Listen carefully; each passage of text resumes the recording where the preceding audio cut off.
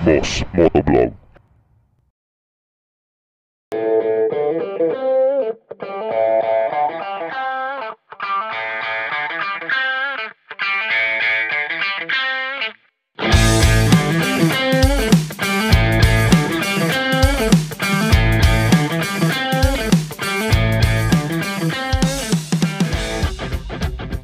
Isa pa sa mga matitibay, maasahan at napaka-convenient gamitin, scooter galing sa Suzuki. Ito ang pinalit sa SkyDrive na carburetor. Ito po ang SkyDrive Sport na fuel injected na. Ito po ay naka-markdown ngayon, 74,935 na lang po.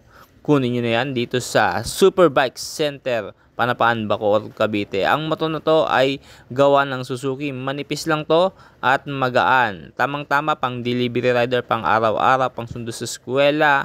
At yung forma na ito, mga bossing, distinct lang po sa Suzuki SkyDrive yung ganitong design. Ang mga top competitor ng ganitong motor, MIUI 125, nandyan din ang Honda Beat, Honda Click 125. Ang maganda rito sa SkyDrive na to, 115cc lang po ito na fuel injected scooter. Air-cooled lang ang kanyang cooling system at kayang sumipa ng 8.5 horsepower. At pagka ganito yung motor mo, mababa lang din po ang maintenance cost nito. Kung sa MIUI 125 na 125cc, natitipiran na kayo sa gasolina, mas lalo naman ito mga bossing dahil mas maliit po ang displacement.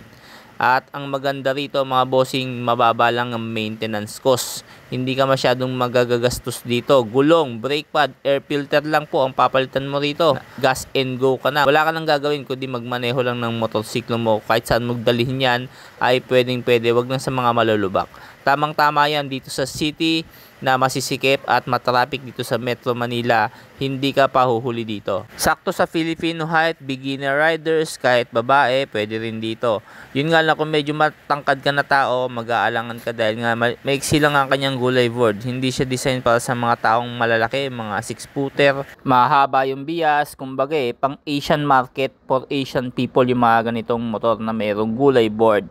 At syempre, itong motor na to talagang maaasahan. Suzuki yan mga bossing. 2019 po unang inilabas ito at nagkaroon pa to ng isang version, yung naked type naman. Kung mapapansin nyo wala siyang cowling sa may bandang manibela. Yun po yung style ng naked na SkyDrive crossover naman po ang tawag doon. Kumbaga ito kompleto sa disenyo, pati yung kanyang handle may design. Doon kasi sa naked mga bossing, wala ang disenyo yung parang bitin siya sa design. At yung gulong naman nun, medyo all-terrain ng konti. Ito, design talaga for city. Kumbaga, dito talaga siya pang city. Masarap gamitin. Ang mga ilaw naman nito ay di bumbilya pa rin, harap at likod. Ganun din yung mga turning lights. Integrated na sa isang assembly. At ganun din po yan sa likod. Ang maganda rito mga bossing, napaka-basic lang din ang kanyang panel. Walang masyadong fancy electronics. Napaka-simple lang ng detalye na kailangan mo. At yung mga buttons naman, madali lang din sa uluhin yan. High and low beam, left and right signal light, at busina sa kaliwa, sa kanan, wala ka makikita kundi ignition switch. Merong traditional na susian, napaka-basic at may toggle switch na rin yan. Integrated na rin ang kanyang seat opener dito. At syempre, meron siyang dalawang packet sa magkabilang gilid. Pwede kang maglagay ng mga barya kung ano-ano. At tamang-tama ang sukat lang din ng upuan, saktong-sakto kahit may backride ka ay komportable pa rin ang mga biyahe nyo. Nakamag sa mga gulong, size 14, naka-disc brake sa harap at drum brake naman sa likod. May iba't iba pang mga kulay na pwede kayong pagpilian dito sa SkyDrive Sport. Meron kayong makikitang pink, meron ding cyan color at iba pa.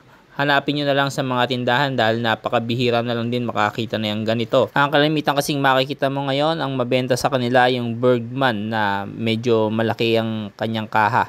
Pero halos parehas lang din naman ng displacement. Yun naman po is 125cc naman yon. Hindi naman sila nagkakalayo kung tutuusin. Pero kung syempre, kung malaking tao ka, go for the Bergman Street 125cc. Pero kung malipis ka lang nakatao at magaang lang, tamang-tama sa iyo tong SkyDrive Sport na ito na manipis, maliit, pero kapaki-pakinabang na motor. Mabibili mo siya sa halagang 74,935.